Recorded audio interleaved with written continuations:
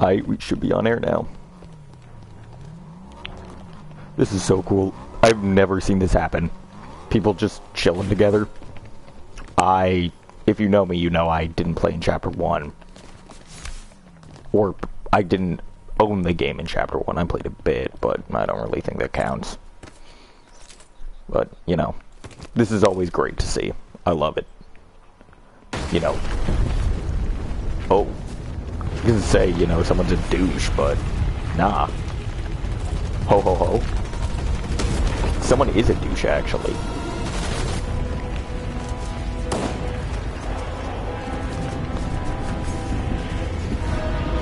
Let people watch this shit, yo.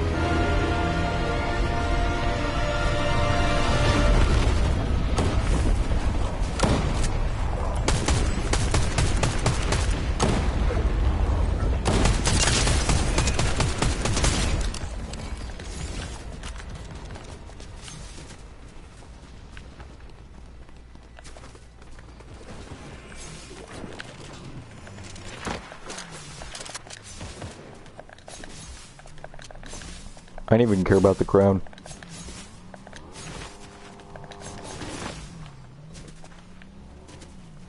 That's pretty cool. Now, let's go up. Let's see this.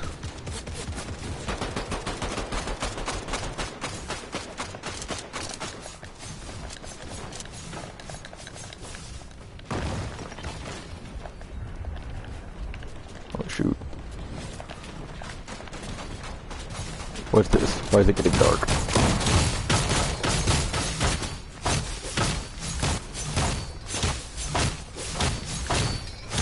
This is awesome, yeah.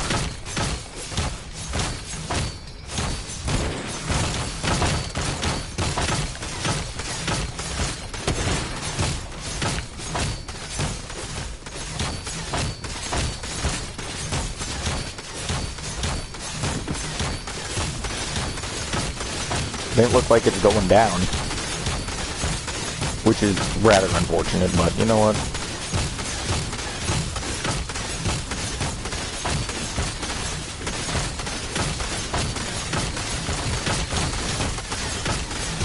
No, that didn't do anything either.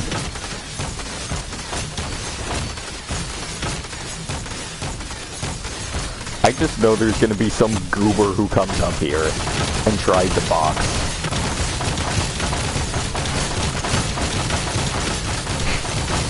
This dude with the crown is gonna get targeted.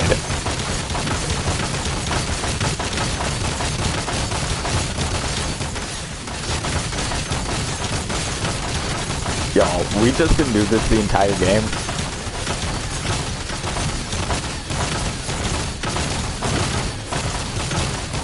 Okay, the only theory I have for this, because it's not moving, is what if you can only damage... I'm gonna try something. It's odd that it gets so dark when you're up there, though. That's hard. Actually, will be nice to get some of these weapons. I'm going to loot a bit of Ruined to see if I can find an Anvil rocket launcher. Because maybe... it's not going to work. We all know it's not going to work. But you know what? People will think I'm clever. So... or they would if everyone else was about to try it.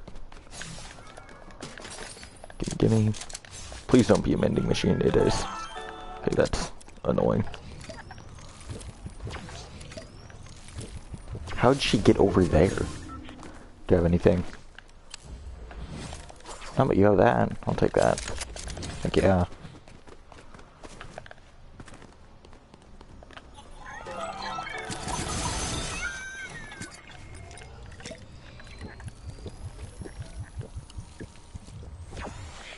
Alright, I'm gonna spread some holiday cheer.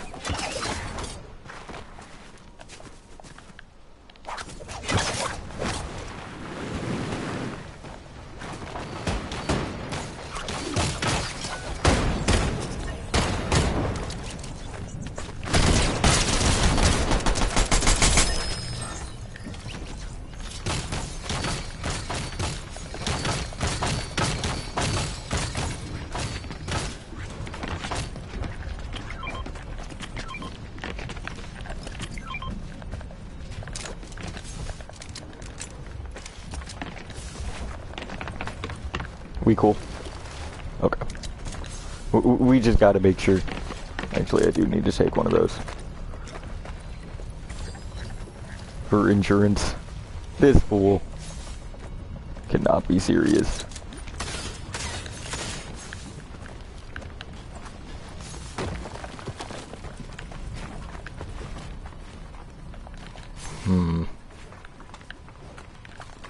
Yeah, no, good question. How far can he go up here?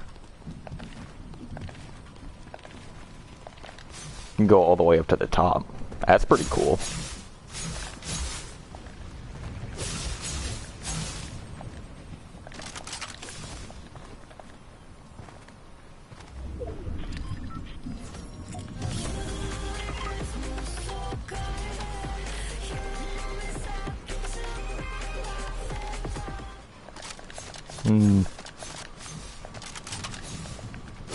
These fingers or the upper knuckle?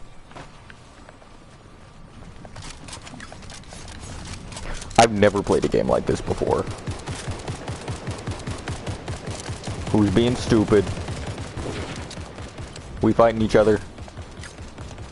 Okay, no, someone's just... people are sniping.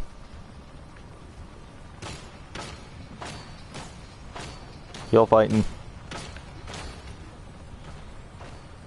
Do we need the Hulkster to come down? I don't think so. This guy looks like he's thinking about it, though.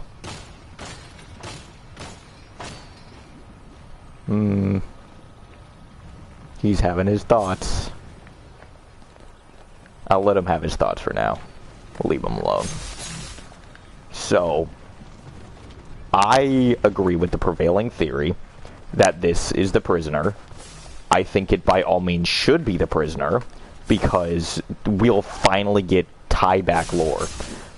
Every time they try and pull out some new lore, it's terrible. It's been that way since Season 17.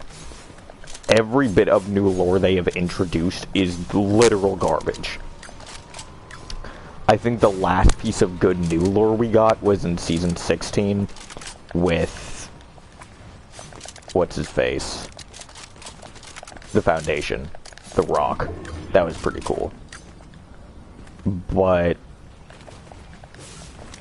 well, him saying, oh, I can get you to Geno, that's awesome. There was so much in there, and everything that came of it was terrible. So, like, I still think that was great because of the potential it had. Okay, well, I guess we gotta pack it up here, boys.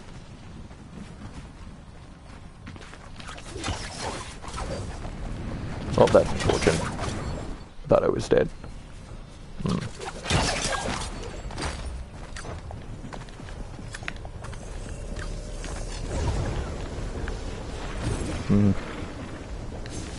I want to let me through. That's a little odd.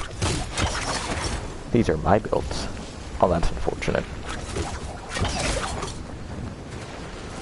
That's okay, Brody. I'll take your crown.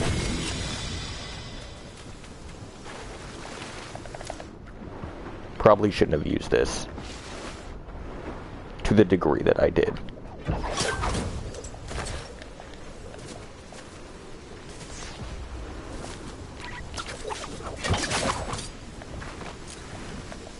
Also probably should have grabbed that car. Looks like I made it out alright. It's kind of surprising.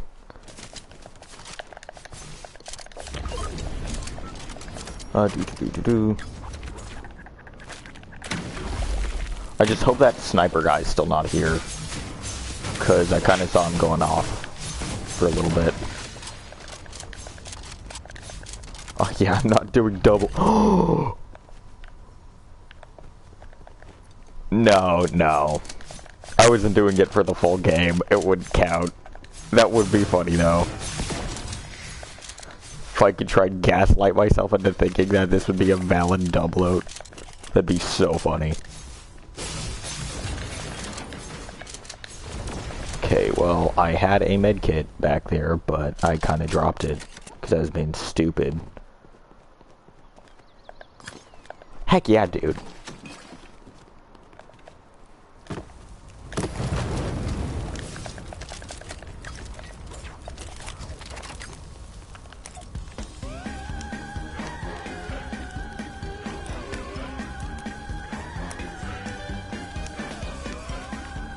This look good with him.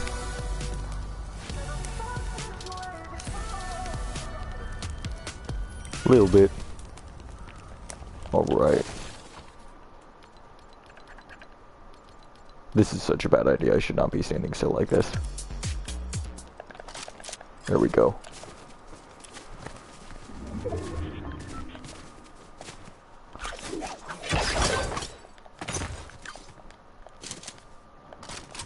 Ah, dang it, I got rid of my sniper. That's right. Mobility is kind of worth it for this, though.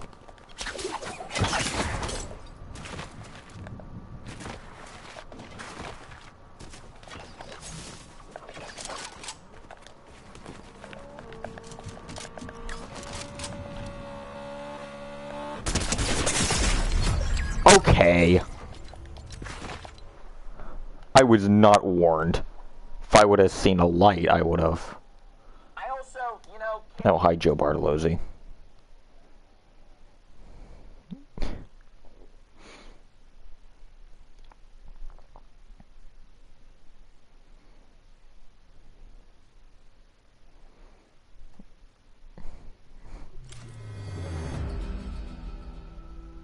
You know, I look like that because I know who Marcelo is. Oh my gosh, I am so far away from shop reset.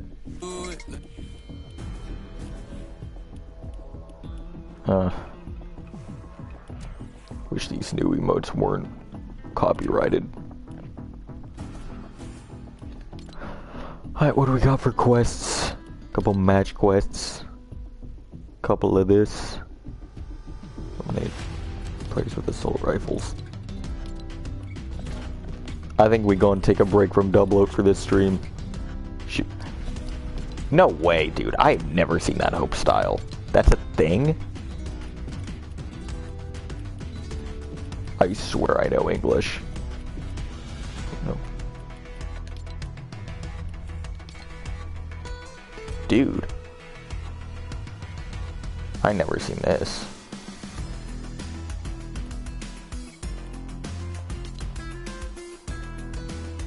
Knowing me, I'm surprised I didn't have the glasses on. Oh, do they? Oh, they change color. Oh, baby, they change color. Ooh, I love the eyes. Oh, I love it when that happens.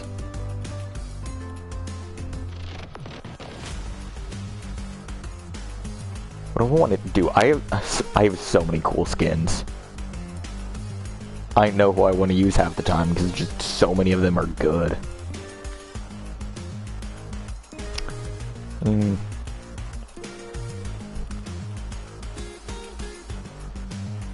Yo, high key, this skin is underrated. I want to use her. I've never used her before. Okay, I should probably change the preset though to make it better fit. I need a base preset that like everyone can look good in. Is that hers? I think it's hers. Is there like a better one though? Cause I do really need that. It's this one. You can't possibly look bad in this combo. Yeah, I can wear pretty much anyone. But yeah, I was really excited when I learned this was a free skin, because, dude, this is awesome. It's my double loadout. It's an odd placement for there.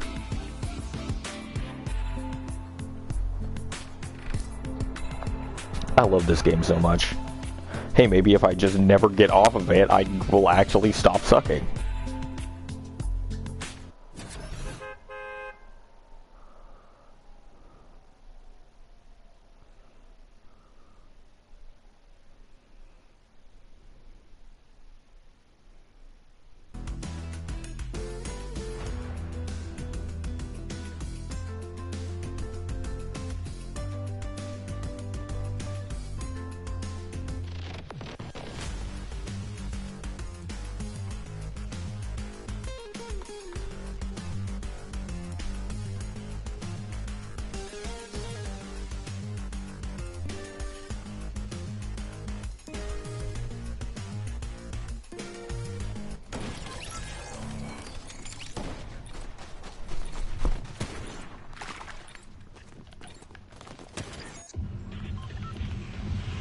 Fire pump shotgun. Sports car. Where the hell are those places? Oh, the ship's called the Marigold? Oh, that's awesome. Dude. We got some lore. So excited. 10 out of 10. Dude, I have been half laying down. Maybe that's why I was playing so badly. I wasn't actually playing so badly. I'm just terrible at Fortnite.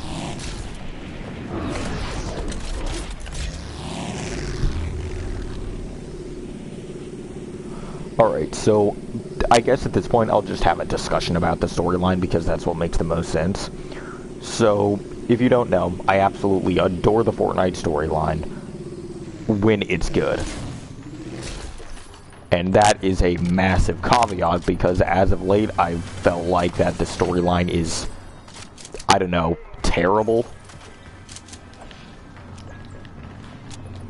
And it has been ever since Season 17. I think the only bright spot was when the chapter island flipped and we were just into season, what was that? Season 19. When we just got dropped into Season 19, it was pretty cool. Because we had no idea, what to expect from a new map.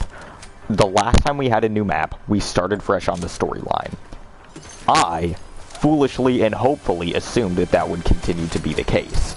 It was not, and I think the game is far worse off for it. And I understand why they can't do that anymore with the 1 year chapters, which is a problem within itself. That's awesome, dude. I love that it's named after his wife. Supposed wife. He's implied wife. Okay, I am being stupid. I don't remember this spot. But I almost never went to the yacht back in Season 12. Oh, okay, I see what's going on here. Dude, I miss having vents like this. The old vents are so much better than the new vents.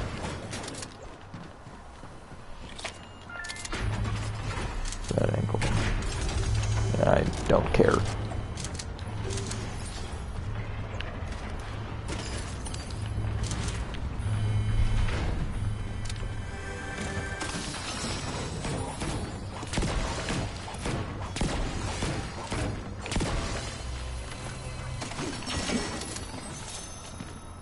All right. What are we gonna do here?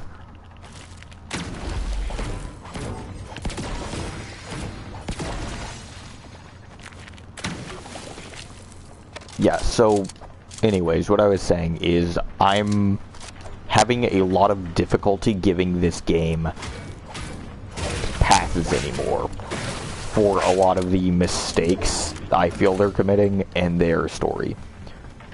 And I have a very solid reason why I feel like I'm given authority on that topic, but I'm not going to get into that. Because that's going to take me an hour of gushing over my own hard work. But that was... nah. I guess increased hipfire is what I need to not die. Anyways, I'm gonna go through the history of the storyline and try and explain why I feel like it used to be good and is no longer good, but is going in a very, very good direction. But before I can say for sure it's going in a very good direction, I have to preface by saying every time I think the story is going in a good direction, it goes in a bad direction. It happened in Season 19 with... what do you call it? With Chapter 3 starting, and I thought, hey, we're gonna have a new start. It's gonna be just like we had in Chapter 2, where some cool things are gonna be left over, like, the 7 and stuff like that, but for the most part, you know, we'll be getting into new stuff. That's not what happened. We immediately... Okay, because with the 7 storyline, we didn't hear from the 7 again, correct me if I'm wrong, until Season 16. Or, like, implications in Season 15. So, we were pretty much just, like, you know, going off on whatever story they wanted to tell, and we were getting invested in it while still trying to connect it back. That was amazing. It provided for a lot of cool theories in the community, and it was wonderful. Then, fast forward to Chapter 3, you're forced right back into the IO storyline, which I will continue to stand by. Every storyline with them included just tops itself with being the new worst storyline of Fortnite. If I get into how horrific the ramifications of Season 17 have been on the Fortnite storyline as a whole, I will, no joke, be here for an hour. And I retell this almost every 2-3 videos where I blab and blab about how, you know, everything went downhill, and it all started this season, and recently I've been, like, kind of trying to forgive it by saying, like, okay, the season itself was kind of fun, but every time I try and do that and, like, come up with something cool that, like, they introduced, or, you know, a path they decided to take, I get reminded of 20 more things that have ruined the story and have not been repaired. Okay, I was not aware that killing people would give you mosaic tiles. I need to check on those real quick because I don't know if I'm actually picking these up.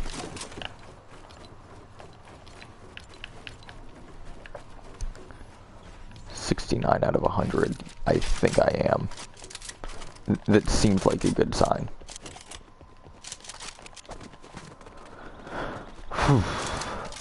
Alright, so how to get into this without going on an impossibly long tirade.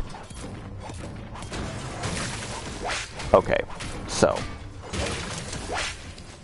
why do I feel like the story was completely and so far irreparably ruined, and why do I keep thinking it's going to get better, is what I'm going to talk about now. So, the reason I think that Season 17 ruined the storyline so heavily is it was just predictable, first off. That in itself isn't terrible. It just means, okay, the story sucked for a season. If you think it's good, cool, that's your opinion. On an objective level, though, it's not a good story.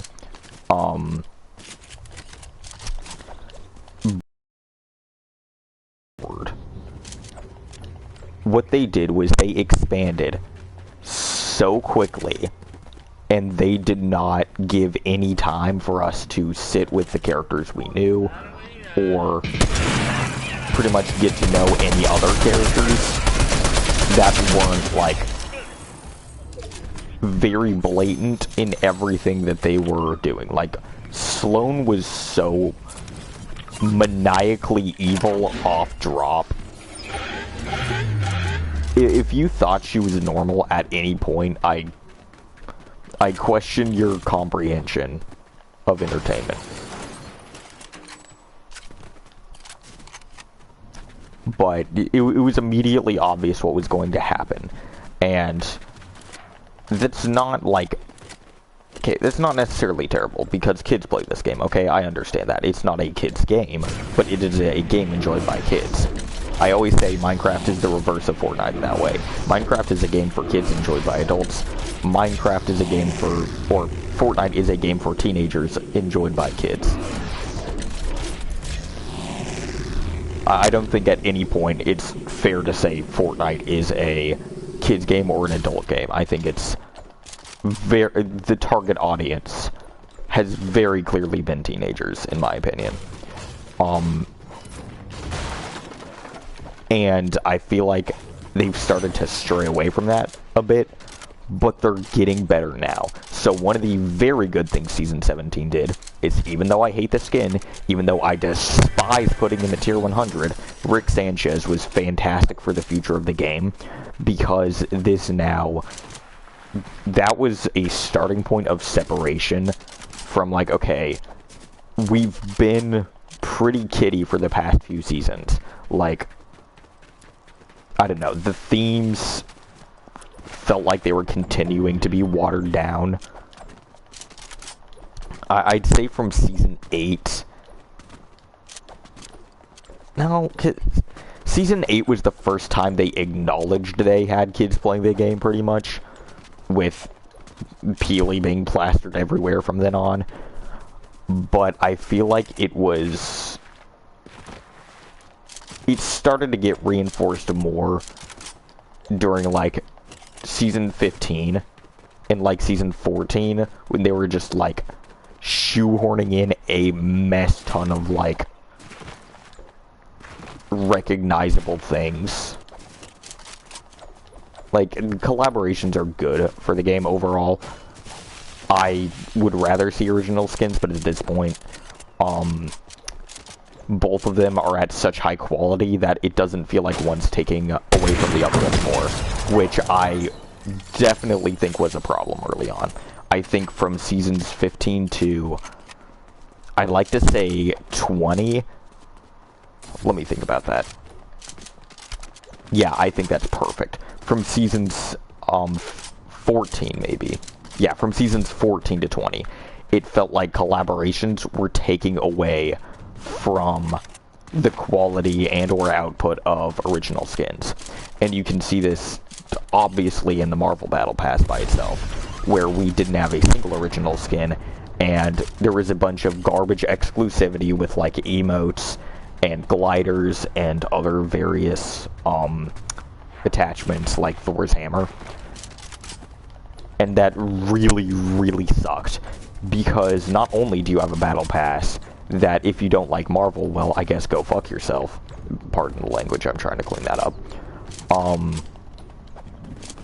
But even more egregiously, it kind of set a precedent moving forward, where we were just,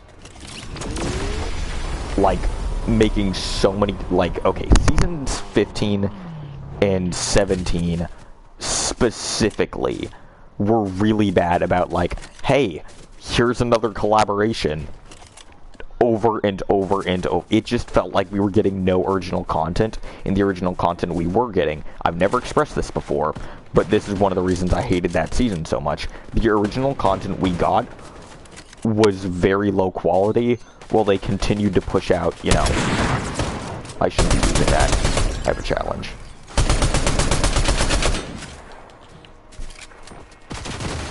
Yeah, I know they're bots, but I'm trying to work on my aim because I know it's bad, I know it's unacceptable, and I want it to be better.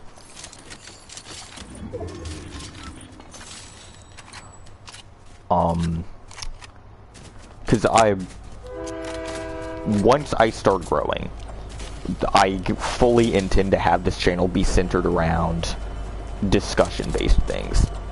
I think I provide a very different opinion from pretty much any Fortnite player I've ever known. And dude, I think this is an all-free combo, which is hysterical given that I've dropped, like, how much have I spent on this game? It's a freaking lot. I guess $400-ish, and I'm just running an all-free combo. The free skin, okay. To sing Fortnite's praises for a quick second before I get right back into my topic, their free content has gotten so much better. Like, back in Season 15, that was the first time you had, like, good free content, where it's like, hey, this, you know, these two Christmas skins are pretty cool. But, like, those free things were few and far between. Now, I feel like we keep getting a bunch of cool free items, which I really appreciate from Fortnite, because at this point, like, giving away free items will not really cut into their profits as much, because anyone who wants a skin has one, and it's just something nice for kids who don't have the money. I don't think there's ever a free skin that's like cutting out any of, you know, people who would buy. Okay, I guess that's not entirely true, because I would have bought Athleisure Assassin eventually if I didn't buy this skin, if I didn't get this skin free, but I like this one more than Athleisure Assassin anyway, so it's not exactly fair to say. Terrible. Why am I bad? Okay, that definitely hit him.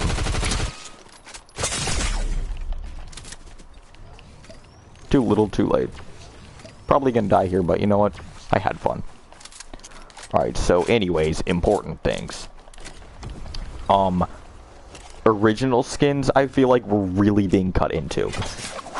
With...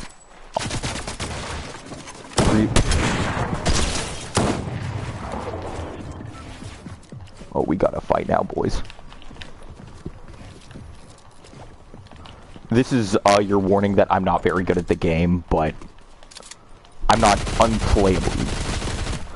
Or I'm not unwatchably bad, I mean. Oh, thank you.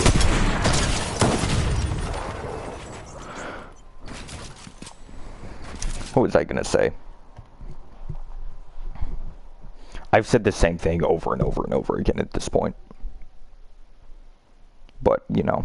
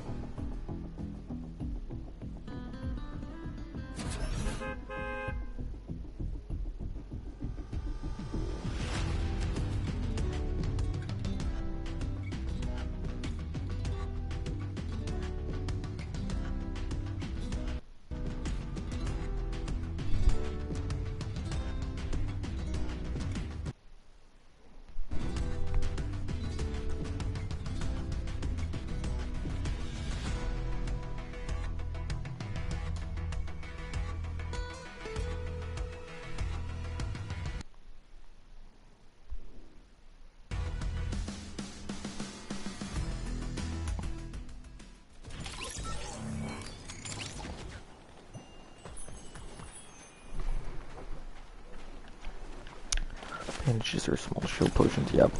Definitely that. So what I'm trying to say is when every new skin we got in the shop was another stupid collaboration, while half the battle pass was also taken up by collaborations, that really, really, really sucked as a player during the time who appreciated everything original. Because not only was the original story bad, the original content we were getting was either not there or, again, terrible. So it was a very frustrating time to be playing the game, where even though I was having fun in the games themselves, everything that, like, I really cared about, that, because I'm a fan of Fortnite. I do not play Fortnite necessarily because I have fun while playing it. I play Fortnite because I genuinely love the game.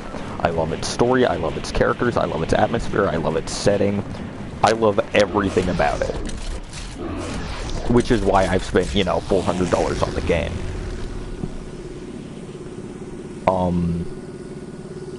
Yeah, I really struggle to see why people, well,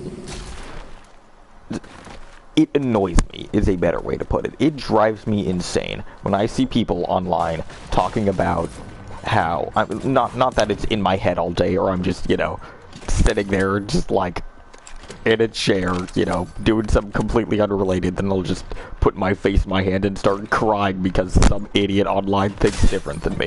No, that's not what I'm trying to get across. What I'm trying to get across is it's annoying when those people are listened to by the higher-ups at Epic because they're just wrong about the game. Like, you can enjoy what you want, however, respectfully, lots of people do not understand, the makeup of this game, and they just play Fortnite because it's free, and it is sometimes fun for them. I don't like it when those people are catered to, because I am not those people. So, yeah, that's selfish, but I don't care. Because those people are wrong, and I am right, and you must agree with me, and if you don't, here's the door. No. But I understand that there's a place for stuff like that, and I'm not saying I would take story and improvements over fun, but I am saying that if we were to skew towards one side, I would vastly prefer this game sticking in its lane more than trying to be a billion things at once.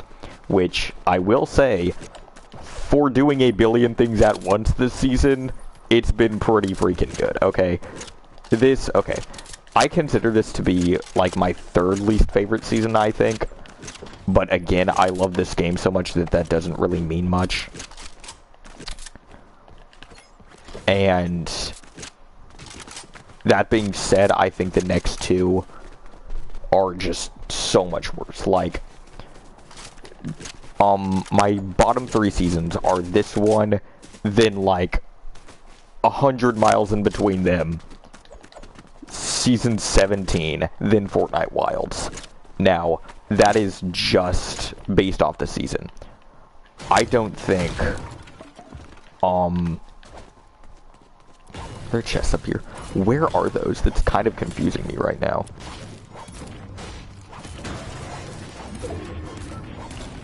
Okay, there's no... I did not know there was a downstairs. Shoot, bro, how did I miss this? Because it's outside. Okay, quick, what do you call it? I can't speak English. I need to start, like, studying vocabulary again, because I have a very wide vocabulary. I'm just horrific at picking out or words that are in my brain, and putting them together to form a coherent thought. A detour. Let me take a detour, and talk about, like, crap like this, okay? Back in the older seasons of Chapter 2, I always felt like when I was looking at areas like this, there was always something... There was some sort of story or character lore you could get out of that. And that was awesome because I would just be walking along and I'd find something on a wall and I'd try and connect it to, you know, the Fortnite storyline. I wish I had clips of me doing that, but you can ask my friends. I was always doing that. Jonah in particular, he can very likely recount many times where I'm just looking at a wall and being like, yo, check out this pattern. This kind of looks like this thing over there. I'm not a theorist, I'm a storyteller, so if I can connect any dots or lines that other people don't see, I want to try and do that to try and, you know, predict where the story's going. I'll always give, like, my best case scenario of, like, you know, what I think would be really cool if they did, rather than, you know, what I actually think they're gonna do. Holy crap, this recoil is bad. I mean, I'm bad. Okay, that. I need to learn how to use snipers. Like, I definitely need to learn how to use snipers.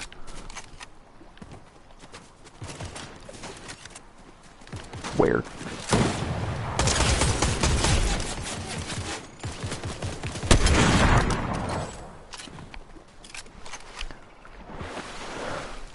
So yeah, I like connecting dots.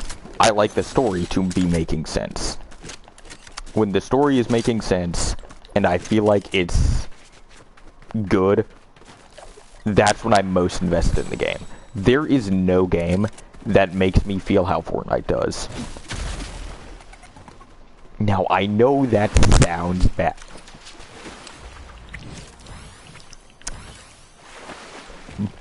But yeah, because it's always the Reddit thing of, you know, you're not allowed to enjoy Fortnite, but like the degree to which I like this game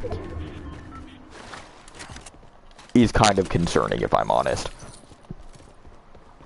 I don't know anyone who's a bigger fan of this game than I am. I know people who do more in the community. I know people who, you know, have more notoriety or, like, outwardly show their pursuit of the game more than I do. But I don't think there's anyone who wants to see what's best for this game more than me. Besides, like, the people making money.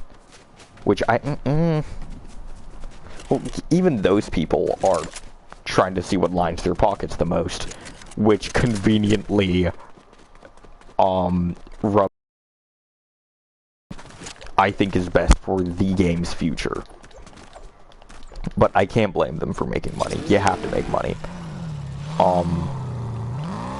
It's really nice when those coincide with each other, like in the OG season. That was pretty awesome.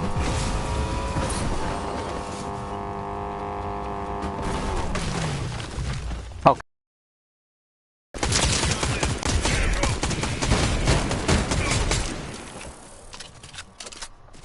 Kind of disappointing. I actually think I like this site more. Yeah, I should probably get that for use.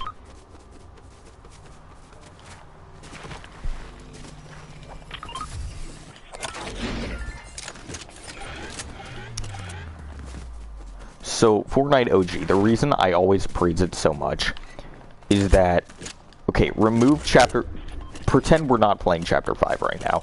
Pretend we are in Fortnite OG looking ahead, or at the end of Chapter 4 knowing Fortnite OG is coming.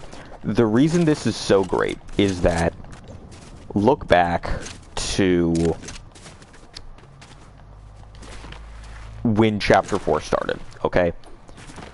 When Chapter 4 started, we had just come off Chapter 3, which was genuinely horrific for there's no one alive who thinks Chapter 3's storyline was good and has a valid opinion. It was just bad. Everything about it was super rushed. There were some cool ideas. I thought... What the hell was her name? The Herald? See... Every single time something would happen in Chapter 3's storyline, it felt to me like they were trying to do too much too fast. They wanted things to be big, they wanted spectacles, they wanted people to be reacting to things. That was my problem. That was one of my many problems with that stretch. 17 all the way until... I think it's 22. Yeah, from 17 to 22 seasons. Every single story beat felt like, let's blow this as quickly as we possibly can so we can get more clicks, we can, you know, get people buying things, we can get people, you know, talking. We have not been slowly fed this story in forever. The way Chapter 5 at the very end is conducting itself. This whole, like, fire hands coming out of the floor, it's a spectacle, yeah. But it doesn't feel like they're trying to move everything along as quickly as possible. In Season 17, immediately, from day one, we knew there was a mothership, we knew there were aliens invading, and we knew exactly what was happening in the story. Now, personally, you can say whether or not you knew Sloan was going to betray us, or you could say, you know, whether or not the aliens were evil or not. That doesn't really matter. Everything else is just so in your face. It's like, the end, I thought it was cool at first when it's like, oh, Kevins are secretly, powering this thing. That was awesome until you realize we've just had one of the biggest mysteries of, like, where these cubes come from, like, a little bit. Like, we learned some origin of the cube. We just solved one of the game's biggest mysteries, and the answer was aliens. We've waited since Season 6 just for the answer to be aliens. That really sucks. Like, I don't understand this game's fascination with doing that, where nothing is interesting or mystical or grounded in reality anymore. It's like, oh no, it came off the island, it's from space. Okay, part of what makes the island format so awesome is that you're stranded. You don't have any idea what's going on in the workings. And I'm talking like Chapter 1.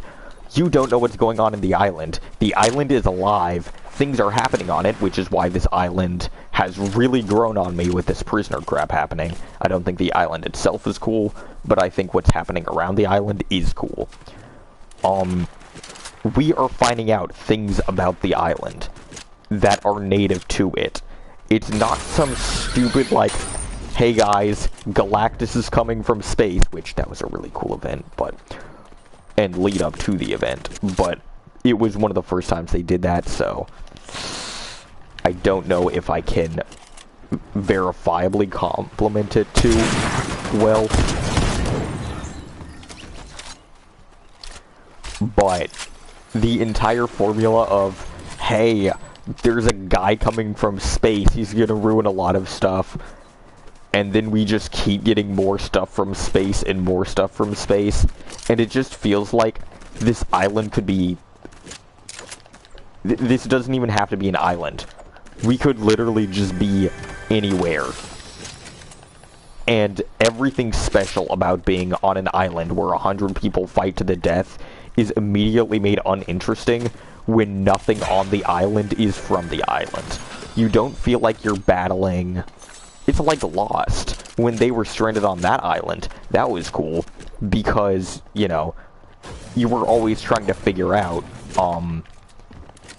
is the island adapting to them? Is it alive? Are there creatures on there with him? Or with them? This isn't normal. There are so many factors that went into the show being so mysterious, and Fortnite had a very similar air. But imagine if you're watching Lost, and every single thing that's happening, you just keep seeing the government sending shipments of, like, I don't know, like, military troops, and now they're waltzing around the island, and, everything just feels so disconnected. When everything is on the outside coming in, it just feels like anything can happen. The writers at Epic Games could make literally anything happen, and we just say, okay, because, hey, it's from space, it's from outside the island. It doesn't matter where it, where it comes from. We're not gonna go there. It's in space. You can just write off so much that way. Where with the Visitor, that was what made the Visitor different and good, is he wasn't just from space. He was from space directly trying to help us. He was our only source of, like, hey, we're here to, kind of help you out. And he wasn't, like, omnipotent, but he was very clearly, like, many steps ahead of any looper. And even, like, government buildings were, like, under his jurisdiction. He was, like, this very clear, mystical sort of force, almost, that wasn't just passed off as, how did he get down here so fast?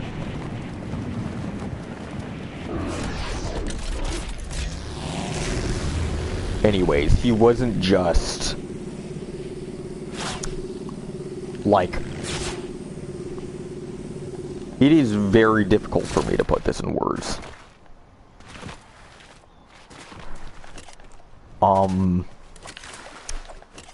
I know what I'm trying to get across, but I don't know how to correctly say it. But there's a point I'm getting at, and I think this point is very strong and helps reinforce my ideas on this game.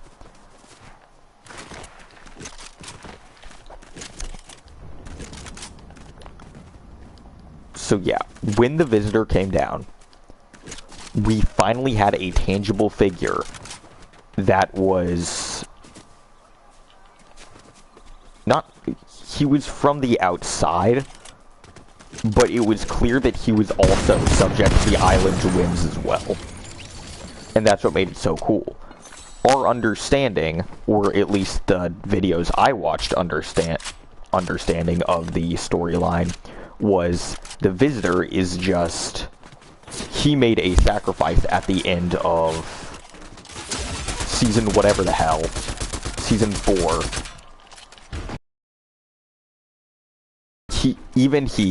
This guy from outer space isn't, you know,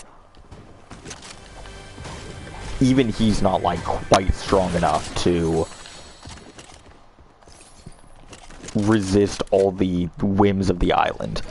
And that's amazing, because not only does it give us a new character, it strengthens everyone in play for the plot. It makes the visitor seem cooler, that he's, you know, sacrificial and from space, and, I don't know how to put this.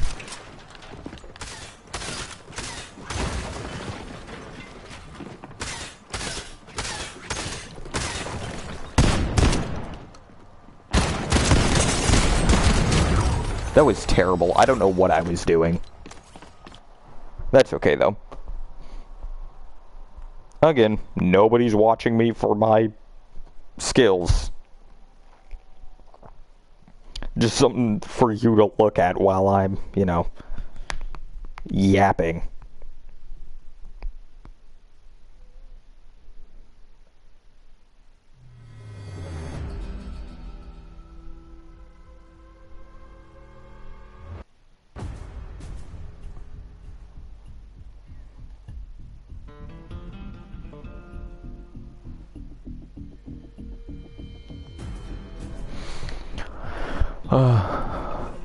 Babe idiots on Twitter are arguing about Dragon Ball and Avatar again. I don't even know when this season ends. March 8. Oh, 1 week. Neat.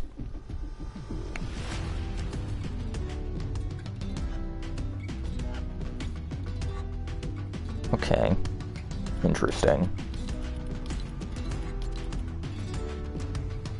This being stage 3 of 5 is insane to me. Stage 3 is collect 100. What in the hell are gonna be stage 4 and 5? Am I gonna have to go up to 500? Okay. Not just that. Why is my reward for completing at least 100 tiles a loading screen?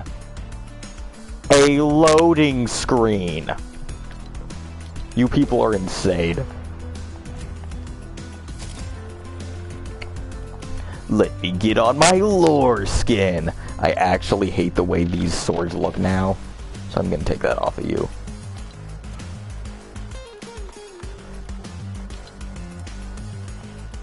I should delete that preset, I only use this one.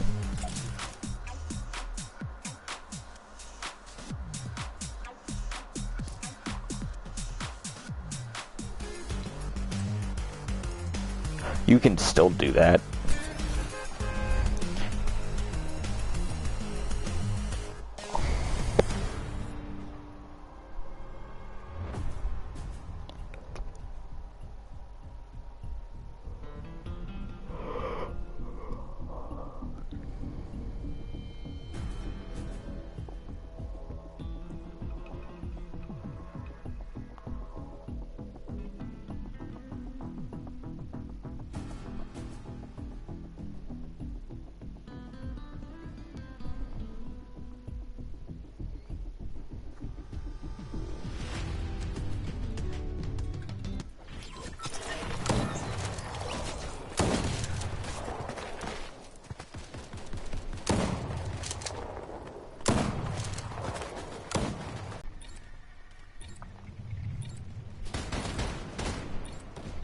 You're insane!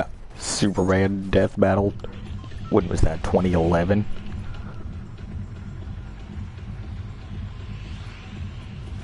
Damage enemy players. Yeah, always that.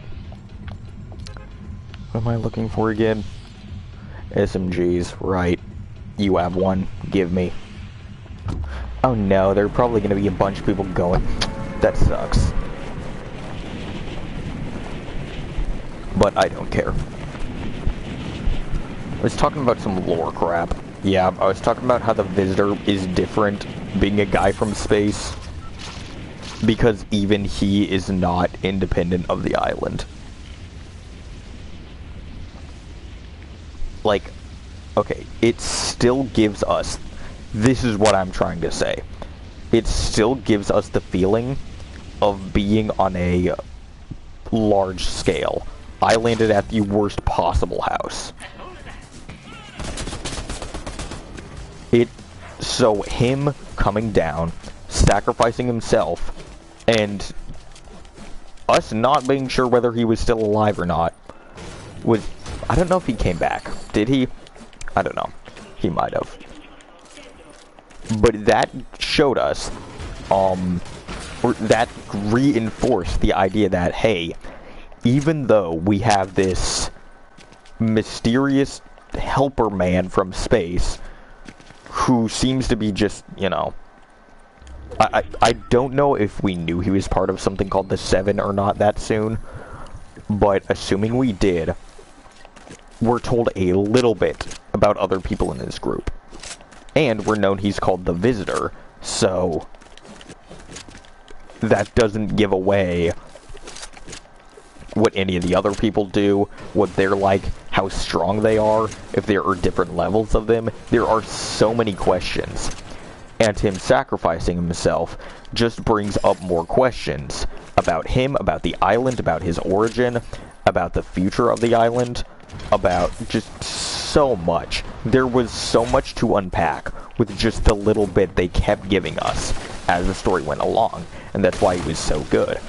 In modern times, 17 to 22, and seasons, that sounds like years. In modern times, as well as even recently, but especially 17 to 22, everything that would happen, all they were doing was trying to answer questions. Okay, you can answer questions, that's good. You can't just, you know, keep asking questions, because at that point you're just like, okay, if you're, okay, say you're in a room with a guy, and you're asking him questions, and every answer he gives, you know, makes you ask more questions. That's cool, until he stops answering and just keeps questioning. That's not what I'm saying they should do, because then it's a one-sided conversation and both of you are unhappy. But at the same time, if he just keeps answering, like, over and over and over again, wow, this is a horrible analogy, holy crap, then, forget I said anything. Bad analogy, I'm bad at analogies, I try my best. I need to be better at putting into words the point I'm trying to get across. I'm a good storyteller on paper, and I'm a very slow, methodical thinker. I don't do the think quickly type of thing. That is not in my alley or my pay grade.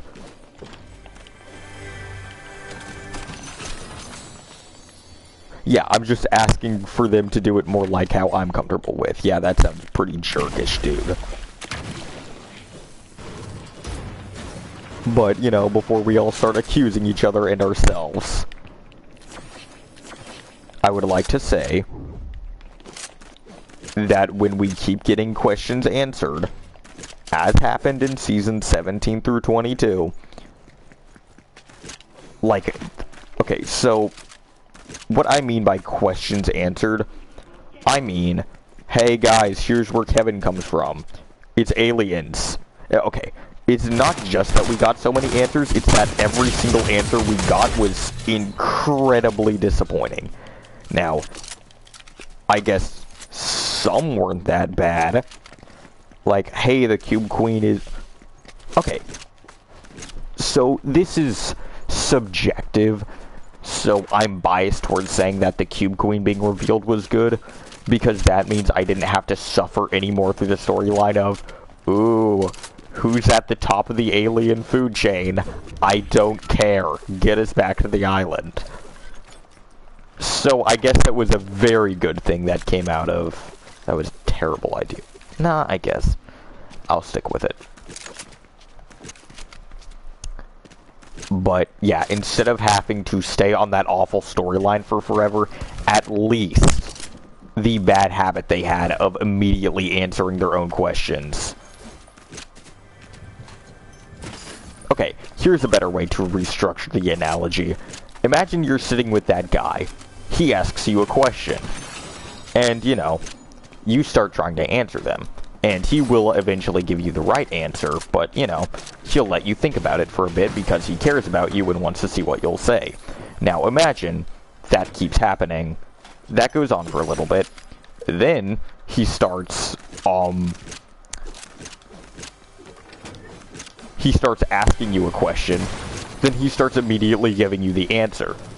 Now, that's cool and refreshing for a bit, because, you know, it's a different formula than the conversation you were having previously. However, that gets so much older, so much quicker, because now the conversation's one-sided, and now neither of you are having fun. That's what I was trying to get across. It is no fun when someone keeps answering their own questions. Can you give me, like, a little bit of time? Especially in long-form content like this. You know, like, you have months to think over this question he asked you, and you have surety that, you know, when it is answered, it'll either be cool, or will make sense, or will open up new questions, and it's a fun little game you two have going on. When you just come back and he's just like, oh yeah, by the way, this is the answer, that, like, removes all the fun from this game and this cool relationship you had with this dude for so long. I'm terrible at this game. Oh my gosh. What in the hell just hit me?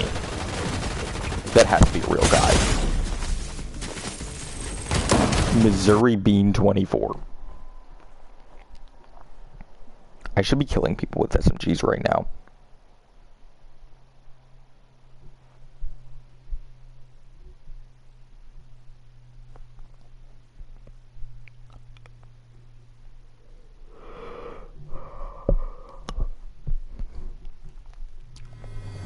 Yeah, so I feel like all the fun of the conversation has been sucked out by Epic Games.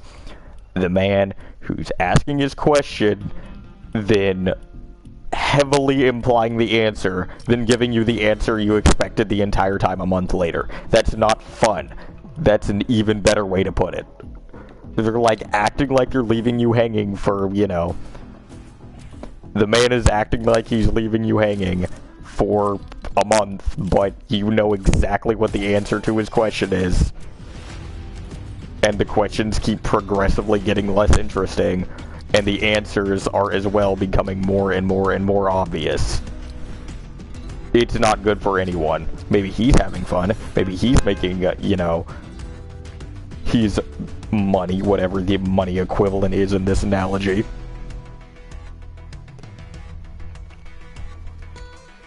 Maybe he's getting the tea you both pay for, but eventually, you're going to want to stop paying for that tea. Now me, I'm never going to stop paying for that tea, because this tea is some of my favorite tea in the world. And when the conversation is amazing, you know, the tea tastes better, the conversations are better, and I just look more forward to drinking tea with him every single time I see him. Do you get where I'm coming from now? Did that make any iota of sense? If not, I am deeply sorry I just went on all that long, boring tirade.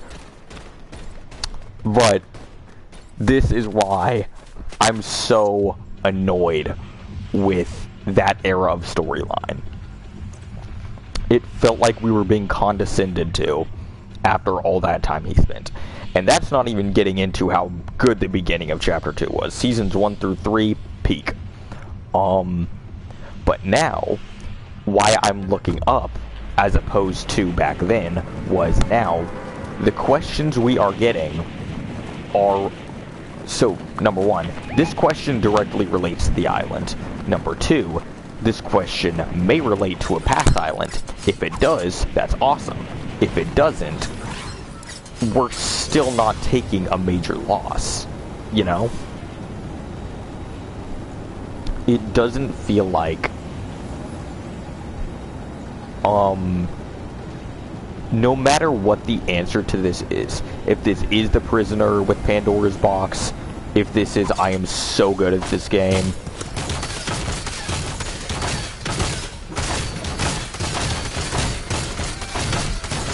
so could this be Pandora's box? Could this be, or we know it's Pandora's box, but could this be the prisoner? Could this be like some ancient Greek god? This is still cool because we know for a fact, tangibly, that Greek mythology is different in different types of media. And, you know, we have no idea how this relates to Fortnite. There's not like a set sort of ground rules you have with Greek mythology. So the avenues we can go with this are amazing. They can super Fortnite-ify it. Holy crap, it's actually working this time. And it's just cool, okay? It's boatloads of fun.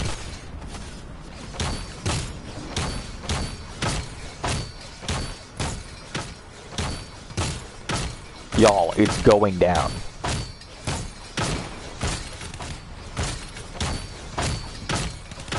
How much damage is this doing? 100.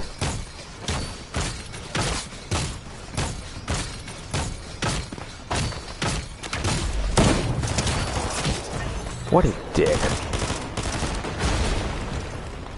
So I should be getting weapons before I do this. So yeah, when the Fortnite storyline is at its best is when we have questions like we do now. We don't know what direction they're going to take this, how this relates to the island. If it's from the island at all, please be from the island, I beg of you. And one thing I'll quickly detour into is during Chapter 1, it was cool to try and draw a line from that and save the world.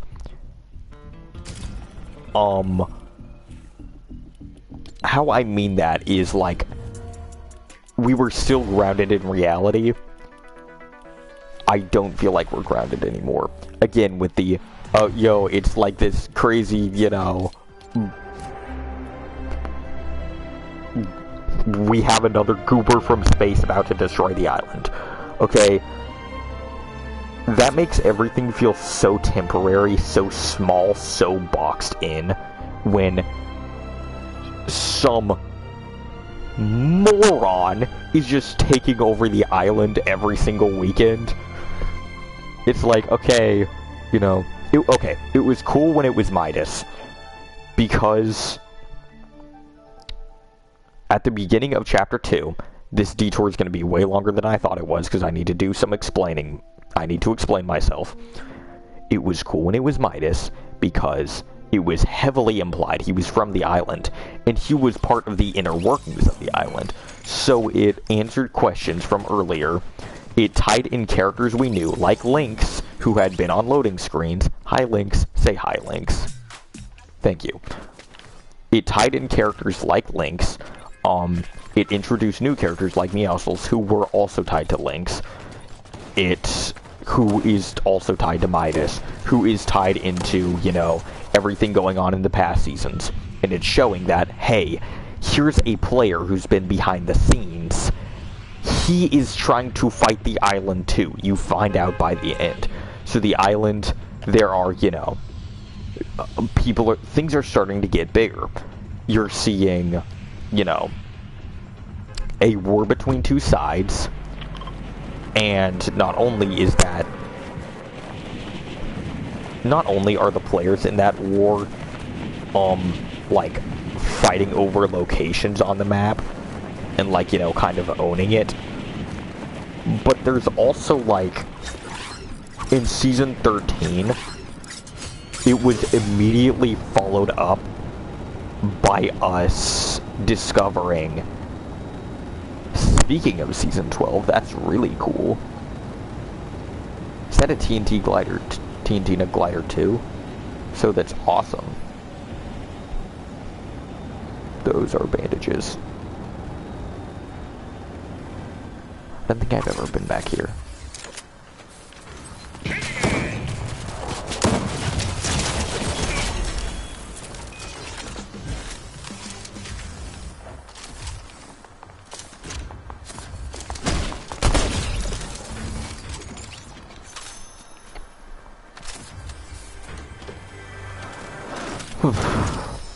So yeah, immediately afterwards, in Season 13, the island fought back. People have been fighting on the island this entire time. They've been trying to take it over. Now the island is, like, kind of taking back its own, like, I don't want to say body, because it's not its body. Fuck you, Mom. I should not have said that.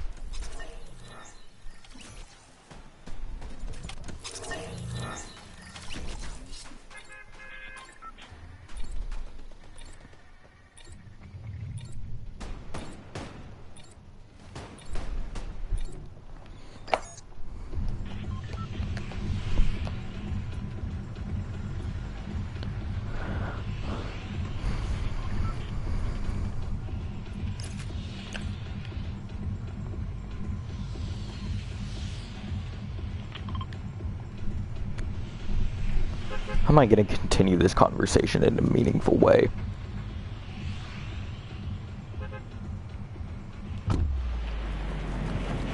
So, as I was saying, in Season 13, you get the flood, and it feels like the island taking back its independence from the people who were warring on it the entire time.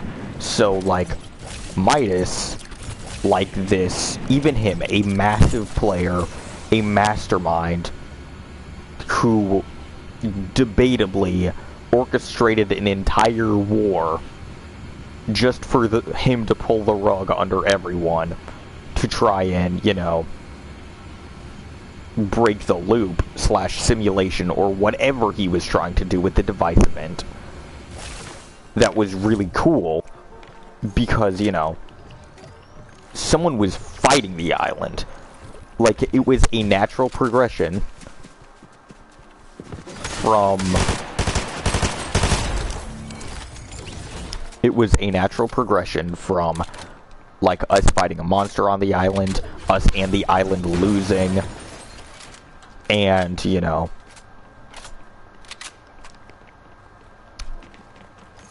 What did I say just now? I forgot.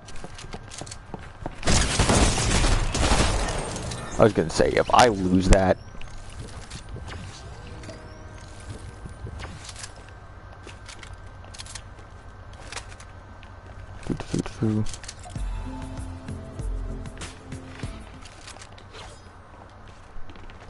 This has been one of my oldest combos.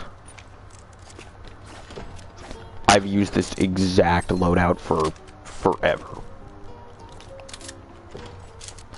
Anyways, I was going to recount what I just said, so it makes sense in my mind, and to make sure my point is driven home. And I'm still talking and not saying anything because I'm trying to remember it. Yeah, so in Season 9, even back before that. You know what? Screw it, I'm going all the way back. With the Visitor, we were given, I did that in a very poor order. With the Visitor, we were given, a man who, you know, tried to do his best against the island for us. Alright?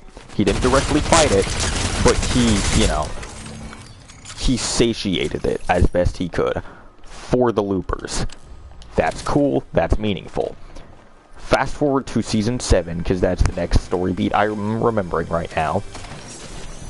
You have the butterfly event, we interact with the island. You have all this crap with Kevin where the island is, you know, boiling over and changing. The progression is just so beautiful here. I genuinely think Fortnite had a top-tier storyline. Like, especially for video games. And what they continued to do was, okay, now you have the Ice King. He's strong enough to change an entire weather pattern on the island. Then you get to the monster. Well, then you have the prisoner, actually, before the monster. You have the prisoner, who's implied to be as strong as the, you know, Ice King. So we're finally getting big players. We're getting a glimpse of, okay, how strong can people who originate from this island be? Where are we? It looks like, you know, a Captain Sail tier. That means we might be on a world. Like with Blackbeard, or whatever that skin was. Don't know. Didn't play the season. But we're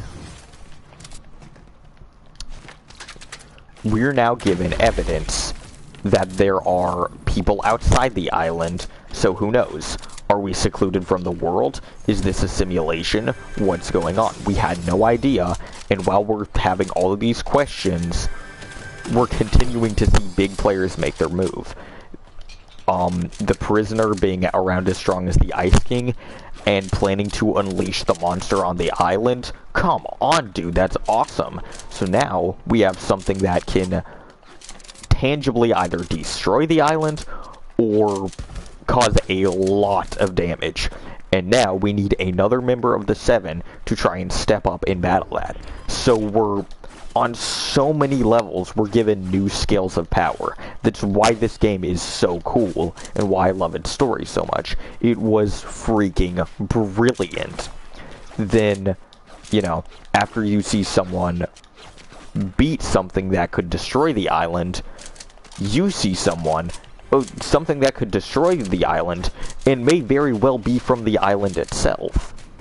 And although my prediction for the future is that we're gonna see, you know, because this is just how the game is now, hopefully they prove me wrong, but I expect to see, like, a bunch of monsters in, like, these mutagen tanks, like all on the Super Mother spaceship that the Cube Queen was from, or whatever. Unless she was just from one, which, I mean, means we still have to deal with alien. Okay, I'm not even gonna get into that. But assume she's from the, you know, big one in the big circular one in the loading screen, right? Well, she is the Cube Queen, so it'd be pretty stupid if she wasn't. Oh, one way to make the aliens kind of cool. What if she was just the Cube Queen, and that specific ship, the specific mothership that was over the map in Season 17 and crashed in Season 18, what if that one was specifically only for cubes, and the cubes weren't necessarily a source of power, which we know they are. This is just me this is me coping to try and make this story not terrible. What if there were different materials, other than just cubes, on different motherships? So you have like I don't know, what's like an artifact type of thing. Like, okay, so if one is carrying cubes, which may or may not be a power source, then another could be carrying, like, monsters, like the monster, which I just said might happen, which is actually turning out to not suck so much now that I'm trying to story my way through it, or plot my way through it, I mean. There could be, like, one that's hauling a bunch of metal alloy, one that's hauling, like, you know, different things. I don't have the time to try and come up with good things on the spot. That's not how good writing works. But this is just like a for example, would be much better in practice than just, you know, a quick thing. So if they did that, that would actually be interesting, because that adds to the lore of the aliens. Then you start thinking, where did they come from? Did they all come from the same place? What is that place they come from? How big is it? Is it another island? Did they have to escape their island? You know, are there many islands? I mean, we know there are many islands, but like, are they from separate islands? One big one? One world? Are they a coalition? Are they all from one planet? There is so much you can go off of if you start doing stuff like that. But if it's just, they're from the cube planet, they're all cube aliens, oh, here, you know, and here's the ruler, and, you know, while we're at it, how about the ruler immediately dies? So you're introduced with someone who is supposedly a reality ender, and you immediately wipe her out? Like, okay, so not only does it suck that we have, you know, this, and again, yeah, it kind of goes in line with the natural progression thing, where it's like, hey, you know, Midas tried to fight the island and failed, but now we have someone who's big enough to destroy the island. But the cool thing with Midas was he's at the very least been on the island for a long time. This is just some idiot from outer space who got, you know, like, okay, how did the aliens even find us? Why do they care about us? It doesn't make any sense. Like, the visitor, we don't really like, he kind of cares because, you know, he has humanity. He is supposedly a human. He, you know, he cares about the people on the island because, you know, he can see himself in them. That's just my little way of understanding it. But when you just have this player who has nothing to do with anything, and their entire point is to just move plot forward, that's not interesting. There is nothing interesting about that. And that is my huge problem with so many of these modern villains. There's the Herald, who's just the Cube Queen again, let's be honest. Yeah, maybe she controls different realities, but at the same time, that's instantly made uncool by the fact that she just killed everyone in the 7, which is... that is the worst thing they've ever done to the storyline. The worst single thing that has ever happened to the Fortnite storyline was the 7 supposedly dying. Because, one, if they do die, what in the hell was the point of all of that build-up? So, your audience feels cheated now. Great job, moron. Not only does your audience feel cheated, and you've wasted their time, if they didn't die, why are they so easily incapacitated? I don't care how strong this crumb crap is. It's new. We don't care.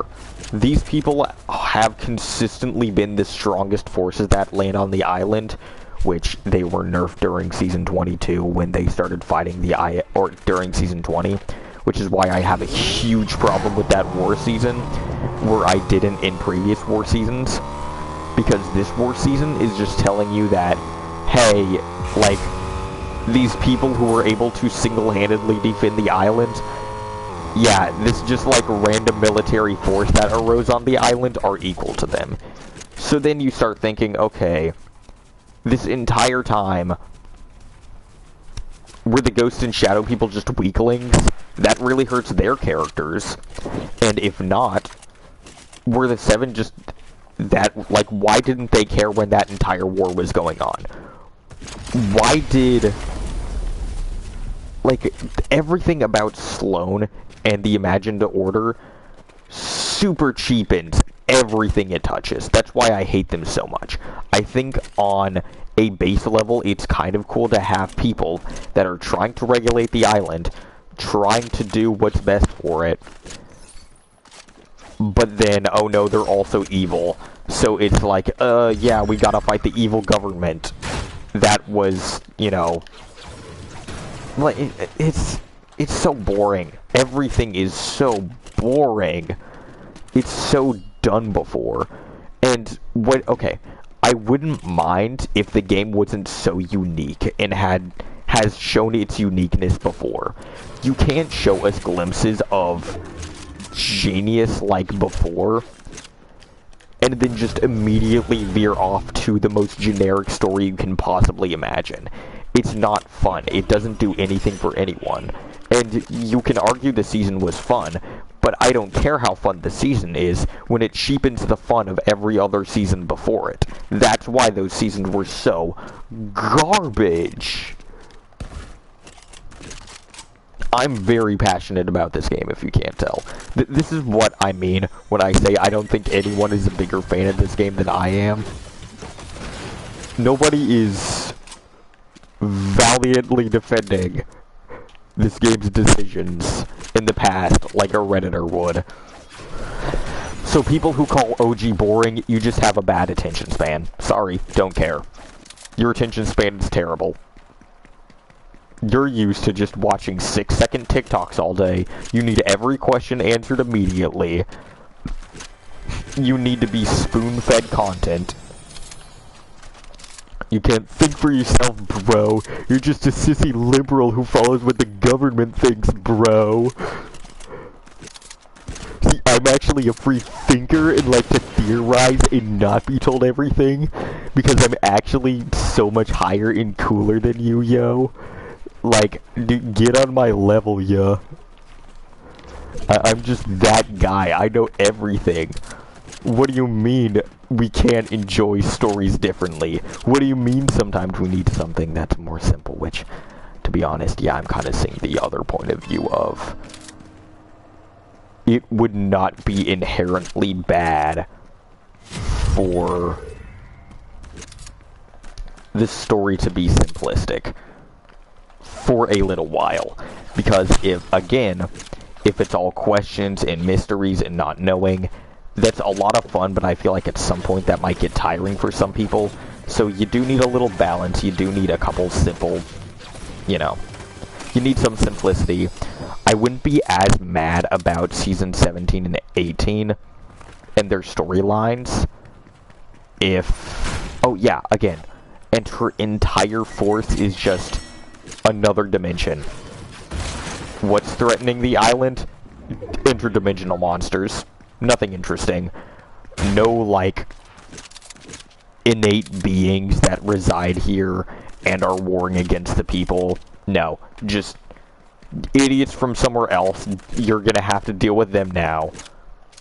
Just more of the same issue, just wearing sweatpants. It's literally just the meme of Overwatch and Overwatch 2, where it's just like Bastion and Bastion with a hat. That's literally just every storyline from 17 to 22. That's just like, hey, here's a, you know, reality-altering, island-ending force that is, you know, that we're gonna have to team up with the 7 to fight. Hey, here's this reality-ending force, but this time her head looks like a strawberry. Hey, here's this dude called the Nothing. Another reality-ending force, this time wearing silver sweatpants. It's so garbage.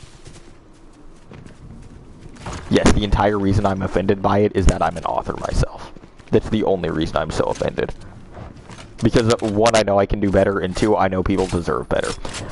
Okay, nothing makes me more angry than when I feel like an author or creator is snubbing their audience. That gets me more angry than almost anything. Because when you start treating your fans like idiots, then I get pissed off. Because I put in so much work to make sure my audience is respected in the future. I'm writing a series, it's gonna come in mid-2027, all you need to know right now. I've said a lot more about it, but that's just all I'm gonna say on it right now in this video. Part of my job that I have worked tirelessly on for the past 4 years is trying to make sure that in the future, my audience feels respected, they don't feel condescended to, they feel like they're being fed a very good story that cares about them and doesn't want to just, you know, be edgy for the sake of edgy, or just, you know, wants to make you buy more. I want you to enjoy it.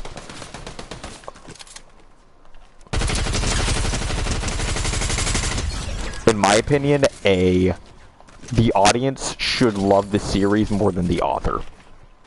As an author myself, my take is that if you're not making your product for your audience, who are you making it for? Because if you're just making it for your own success, sorry, you're not a good author.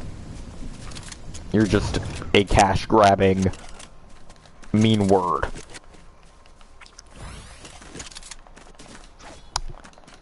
And it really sickens me when I see people in positions of writing do that, when they will, like, try and cash in, or treat their audience as stupid by doing the same thing over and over and over and over again, or, you know, cheapen. When you let your audience get invested in your characters, it is on you to convey those characters' story in a way that's respectful to those characters and to the audience. If you don't look at your characters as actual people, you're gonna go nowhere. Unless you're just... This is serious storytelling. I'm not saying this for, like, you know... I'm using this as if you want to create a big universe, and, you know, you want storytelling, you want big characters, you want big locations, you have to put in the work on the characters, on the story, and you have to respect them. If you don't treat your audience and your world and its characters with the utmost respect, your audience will no longer respect you either. Because if you don't respect your work, neither will your audience. And that is the worst possible thing that can happen.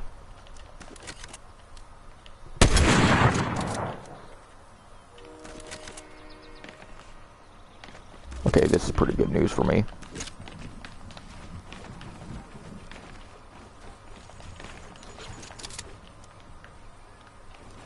Where is he? Well, that's not great. Probably popped a medkit or something.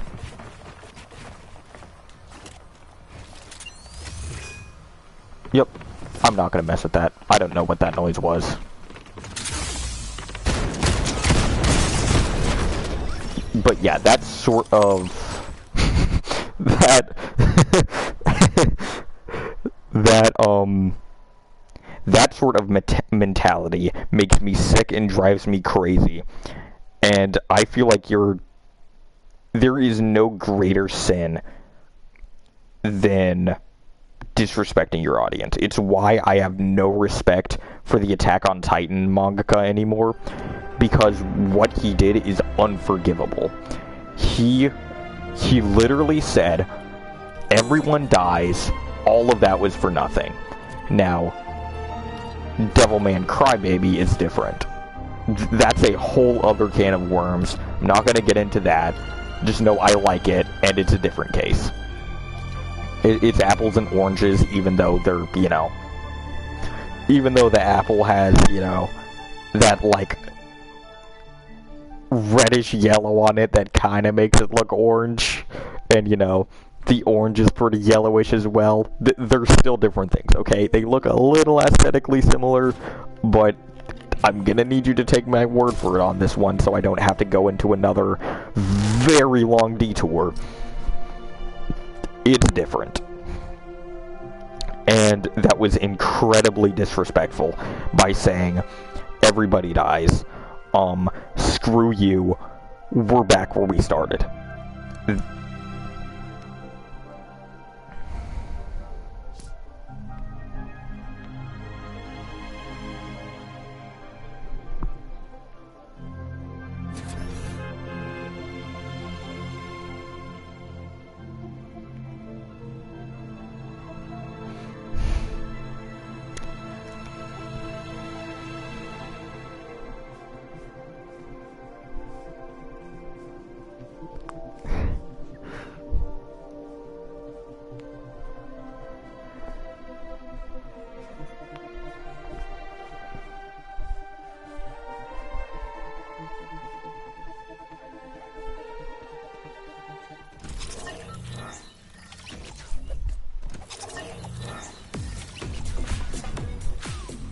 I can do that too.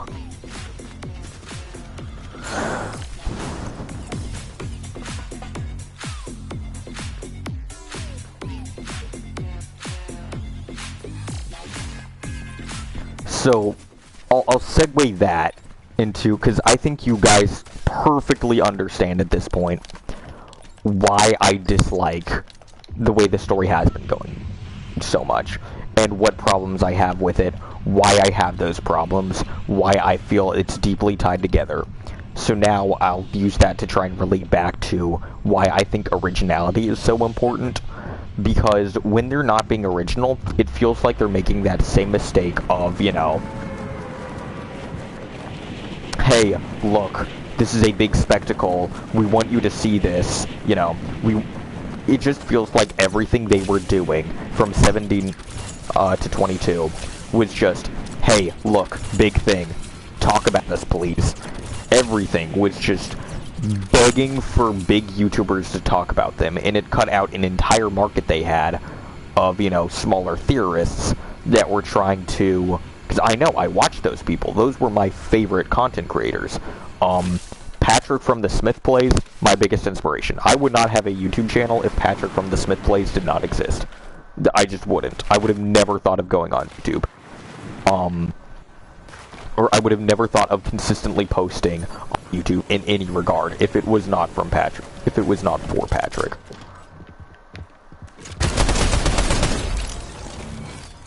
And so take this as a huge thank you. Watch his old videos. But you can see directly in season 14, that's when he stopped making videos. He is in the exact same boat as me, whether he realizes it or not, of the game's not interesting anymore. It just stopped trying. It started to appeal to larger audiences and completely missed the mark of what it means to be, like, a different special game. Like, now they're paving their, you know, special different badge in a very different path of, like, hey, you know, we're the game where everything can come into one place. It's like, okay, Roblox already did that. Obviously, you guys are doing it better, but that's not why I came here. It's like, you start going to a coffee shop, they make the best damn coffee you have ever put in your mouth, and then, they just, okay, for 1 week, we are going to sell nothing but, I don't know, iced tea. So, you try the iced tea. Iced tea's pretty good. Like, not even gonna lie, the iced tea's awesome, but, motherfucker, I'm here for your coffee. Your coffee is the best thing I have ever put in my mouth. Make me more of that shit. And they go, okay, we'll give you some more, you know, after, you know, this little break, you know, we'll give you back. So then, tea becomes a permanent part of the menu. In fact, their only special, Tier 100, is now tea. Their special used to be a new type of coffee that was innovative, it was aggressive, it molested your taste buds in the best possible way. Wow, that was the wrong word to describe that. Anyways, it was bold. It was great. Every single month, you got this new type of this new special coffee, and it fucking slapped every time. Replaced by iced tea. Now, sometimes that iced tea is really freaking cool, Darth Vader. But sometimes it just completely misses the mark. And, you know, after, you know, 2 months of iced tea being the special, you finally get some coffee again. And it's like, okay, yo, this coffee special, this special might not have been as good as the ones you were doing, but yo, I'm just happy to see coffee as the special again. And then they go back, and then they give you iced tea as the special. You're like, wow, this is disgusting. There is so much going on with this. Your entire menu, the coffee, everything's different, okay? I understand it, though. It's just a low point. The coffee you're making sucks right now, and even more egregiously, you know, there's iced tea as the special. The special iced tea is never as good as the special coffee, fellas. I come here for the coffee, you know. Now there are new customers who are coming in, and they are really fucking with that iced tea, yo.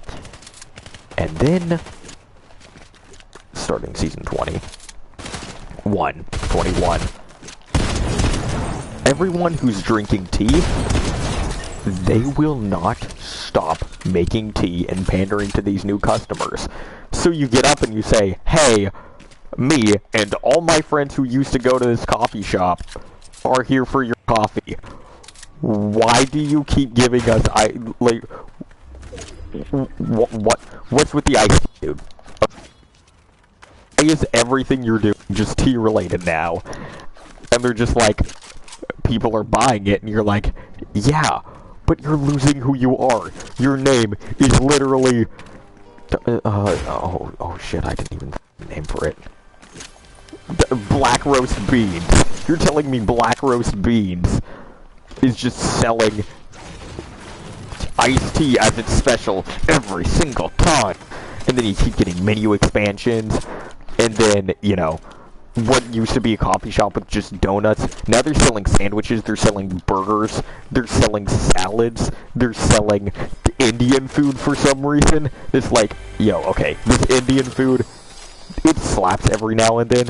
Seriously, dude, I am begging you, just give us a little coffee. And, you know, in Chapter 4, coffee started coming back on the menu. You started seeing it take over. I forgot the name of the... Big roast beans. That's what we're calling it from now on. Big roast beans is finally giving you some big roasted beans back on the menu, and I am hype about it. I see this, it's like, okay, the coffee you're giving me right now on this menu is not great. This storyline now being the coffee, yo, this is kind of boring. I'm just thrilled to have coffee again. But I know, I've been here for forever. I know when you start making kind of boring coffee, it gets better, you perfect it, and, you know, we're gonna be in a much better place. And, you know, that's going great. All throughout Chapter 4, the coffee gets, like, they get the formula down pat in Season 24. They're like, yo, this coffee has lasers in it, and, you know, it's hot, but it's great. It keeps that original charm of the coffee. You know, it's a little different. You can't taste the coffee that much, but it's still there. And the coffee, oh boy, does it taste interesting. And it's good. May not be what you're always looking for, but man, is that a cup of joe right there. Not sure, you know, whose idea it was. It's kind of weird, but, you know, it plays into my specific tastes very well. So it might not be what I'm here for, but if you keep doing this, I will very well stick around, because it's right up my freaking alley. And then, the next season, they produce the worst coffee you've ever tasted in your life. And you say, okay, dude, what in the hell are you doing? You just came off like one of the best menus you've ever had. You know, this entire time they're still, they got a new iced tea up on the menu. The special from last month was fire, but, you know, the special iced tea this month, okay, yeah. This iced tea kind of tastes like coffee, yo. It kind of hits those same marks. It's a little, it kind of feels like their old original coffee creations, but it's still iced tea, so you'll kind of forgive it, but, it's getting a little repetitive, dude. And the entire rest of the menu, how about we just equate the battles? Okay, you have good aim.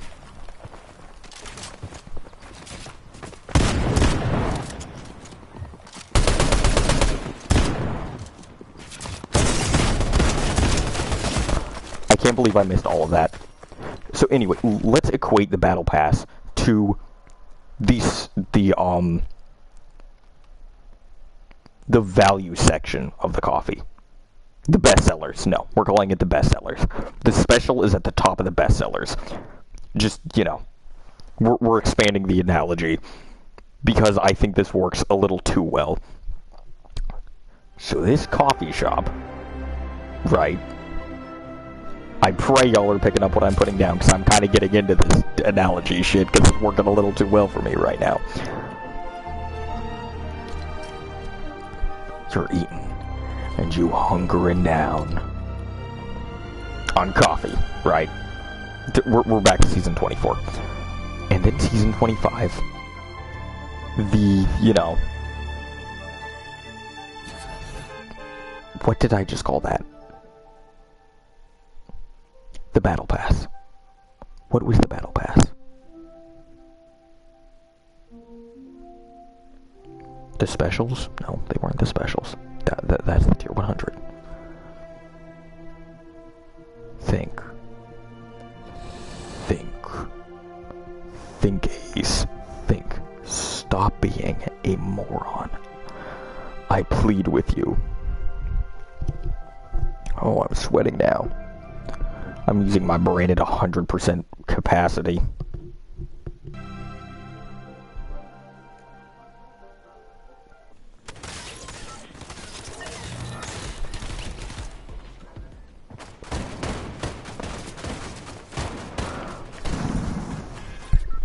I just blew all the way into my mic.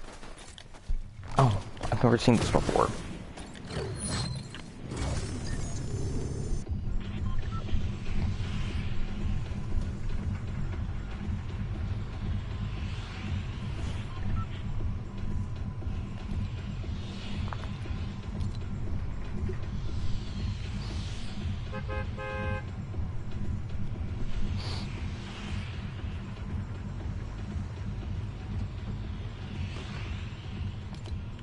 I'm just gonna start calling it the value menu. No, the best sellers, that's what it was. The best sellers, that's what I was getting at. So, the best sellers menu has consistently been good ever since they stopped selling iced tea as exclusively the special. So, you know, for a good, specifically 5 months, you know, kept being tea. The tea ranged from the worst shit you've ever put in your throat and, you know, pretty good. But you still want coffee, dude. I'm praying for the coffee. The coffee's what I come here for. The coffee is what gives me my energy. The coffee is what makes me come here over any other place in the world. You better believe I will keep coming here if y'all keep serving coffee. No matter how bad it is, I'll live with it, because I know how good it can be.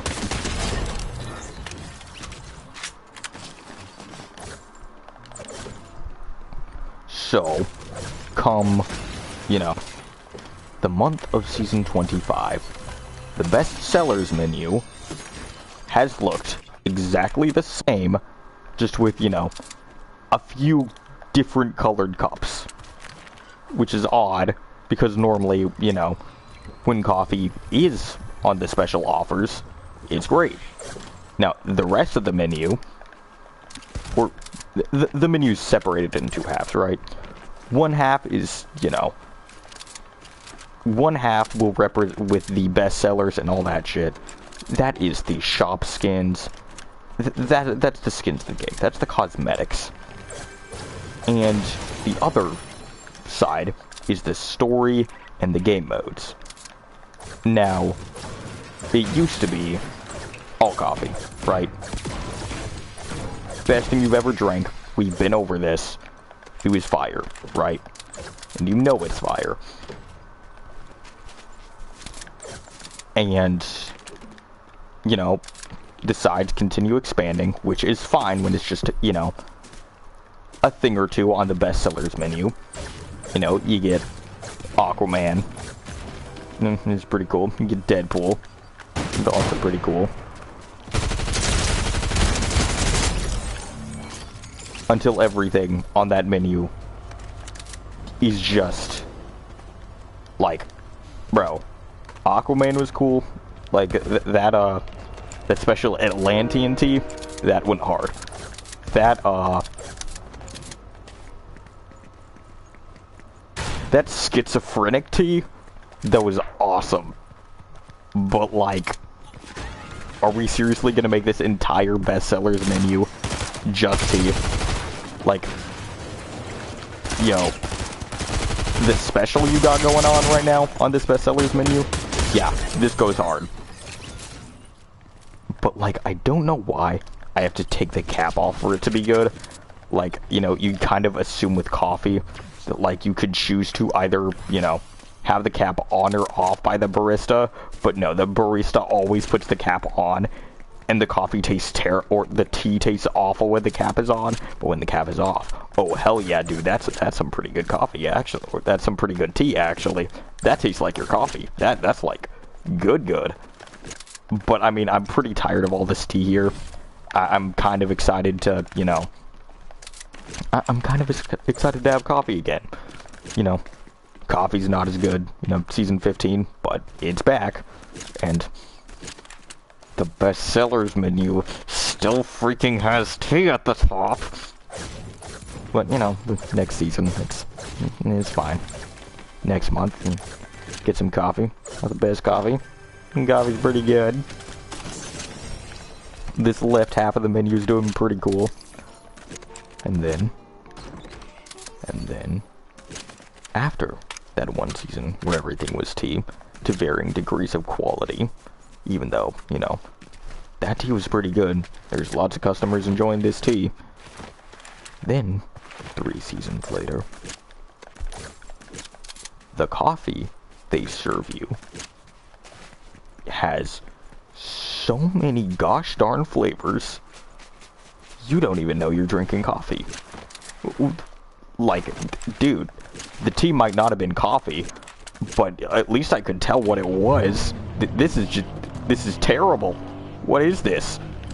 Like, I know you're gonna make some laser coffee pretty soon, which is, you know, different, but it's awesome. This is just different and it sucks, and the top is still freaking tea. I don't know if this makes sense anymore. Ugh. I think I need help.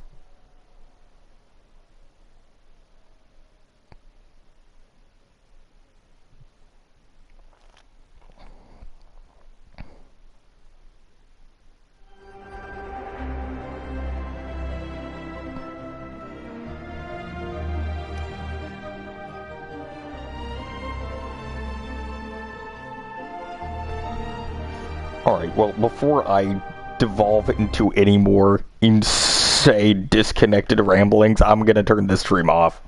Love you.